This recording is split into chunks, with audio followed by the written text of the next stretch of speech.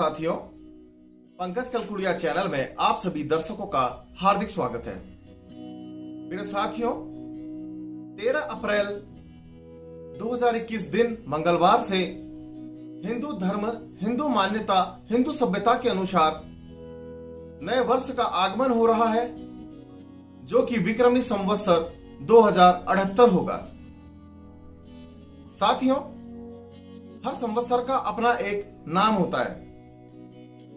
इस वर्ष जो संवत्सर होगा, इसका नाम राक्षस संवत्सर होगा। साथ ही में पिछला संवत्सर जो था हमारा प्रमादी था, जो कि अपना कार्यकाल पूर्ण नहीं कर पाया, और इन दोनों के मध्य में पड़ने वाले आनंद संवत्सर विलुप्त हो गए। तो राक्षस संवत्सर का आगमन हुआ है।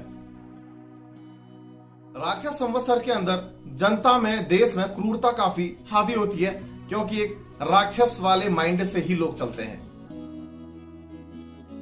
हर वर्ष एक राजा होते हैं, मंत्री होते हैं और उनका मंत्रिमंडल होता है, जैसे कि देश की राजनीति में होता है, वैसे ही ग्रहों की राजनीति में भी होता है। इस बार जो मंत्रिमंडल में राजा की भूमिका में होंगे, स्वयं से भौमदेव यानी कि मंगलदेव होंगे, और मंत्री की भूमि में भी मंगलदेव ही होंगे। हालांकि ऐसा कभी कभी कुछ क्षणों में ही हो पाता है, जब राजा और मंत्री स्वयं से एक ही ग्रह को इसकी जिम्मेदारी मिलती है। शनिदेव इस बार मंत्रिमंडल से बाहर हैं और स्वराशिगत है। मंत्रिमंडल में शामिल ग्रह हैं बुधदेव, चंद्रदेव, सूर्यदेव, शुक्रदेव और साथ ही में गुरुदेव। इन 5 ग्रहों को जो मंत्रिमंडल में रखा गया है, इनकी भूमिका इस देश के निर्णय में काफी महत्वपूर्ण और निर्णायक होगी। मंगलदेव जैसे कि क्रूर, उग्र और गुस्सैल ग्रह माने गए हैं, तो साथ ही में आपको समझना होगा कि मंगलदेव से संबंधित अधिकता इस वर्ष छाए रहेगी।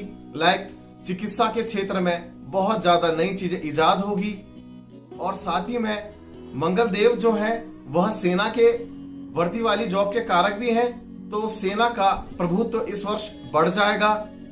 उनको एक्स्ट्रा जिम्मेदारी दे दी जाएगी, अटैकिंग मोड में वो आएगी।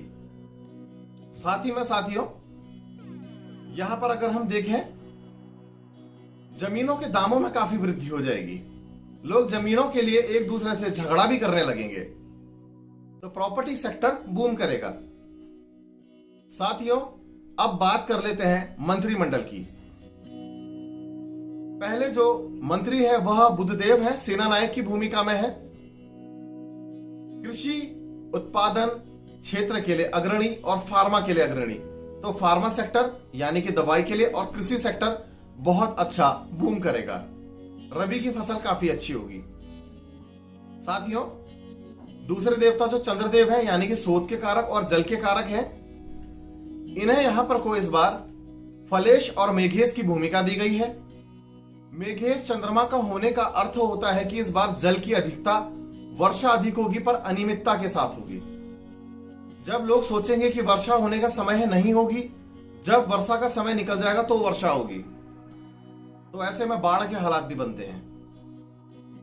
साथियों, चंद्रदेव शोध के कारक भी हैं, तो हमारे देश के वैज्ञानिक नई नई ऐसी शोध इजाद करेंगे कि देश दुनिया बिल्कुल सोच में पड़ जाएंगे कि इस प्रकार के नए शोध की परिकल्पना कैसे हुई है।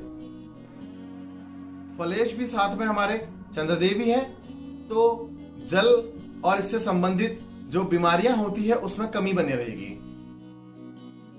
साथियों, इस वर्ष जो अगले देवता ग्रह है वह है सूर्यदेव, जिन्हें यहां पर को रशेष की जिम्मेदारी गई है। यानी कि धन धान्य संपूर्ण हमारा देश बना रहेगा, धन की कमी कहीं से कहीं तक नहीं होगी। साथ ही में राजा के ऐसे निर्णय निकलेंगे जो कि जनता को परेशान करेगी, जनता उग्र भी होगी और जिसके समाधान भी तुरंत ही निकलेंगे। सूर्य को नुकसान यानी कि राजा को नुकसान होने का समय भी यहां पर को अप्रैल माह से अगस्त माह के मध्य दिखाई देता है, कि देश के किसी बड़े राजा तुल्य व्यक्ति के लिए कहीं ना कहीं नुकसान दिखाई देता है। जैसे हमारे मुख्यमंत्री हैं, राष्ट्रपति, राज्यपाल, प्रधानमंत्री लायक जो इस तरह के पद होते हैं, कहीं ना कहीं थोड़ा सा उनको मृत्यु तुल्य कष्ट मिलने वाली संभावनाएं इसमें ग्रह प्रदर्शित करते हैं। प्रिय साथियों, जो अगले ग्रह यहां पर को हमारे साथ है, निर्शेष होकर के बैठे हुए शुक्रदेव है। शुक्रदेव निर्शेष हुए हैं तो ये आप समझिए कि धन की कमी नहीं होगी, लग्जरियस चीजों के दाम बढ़ जाएंगे। जैसे गाड़ियां हैं, फैंसी लाइटिंग है, कॉस्मेटिक प्रोडक्ट्स हैं, रत्न है, ऐसी चीजों के दाम काफी हाई पे रहेंगे और डिमांड भी बढ़ेगी। साथियों, इस वजह से हमारे देश के अंदर धन की कमी नहीं बने रहेगी, जो कि पिछले 2020 में देखने को मिल रही थी। मेरे साथियों, जो अगले ग्रह हैं वह है गुरुदेव। गुरुदेव यहां पर को धनेश बन के बैठे हुए हैं, यानी कि ज्ञान का संचार पूरे वर्ष भर इस देश के अंदर होगा। और 6 अप्रैल जो कि आज का दिन भी है, इस 6 अप्रैल के दिन से ही हमारे देश के अंदर पर को धर्म का संचार प्रारंभ हो जाएगा। धार्मिक कार्यों की बाढ़ सी आएगी इस वर्ष। साथियों, अगर हम ओवरऑल देखें तो यह वर्ष मिला जुला ही रहेगा इस भारत देश के लिए। मंगल देव जो कि राजा हैं, मिथुन राशि में इस बार उनका गोचर रहेगा प्रारंभ से, जिनकी चौथी दृष्टि कन्या राशि पर रहेगी और 7वीं दृष्टि धनु राशि पर रहेगी, 8वीं दृष्टि मकर राशि पर रहेगी।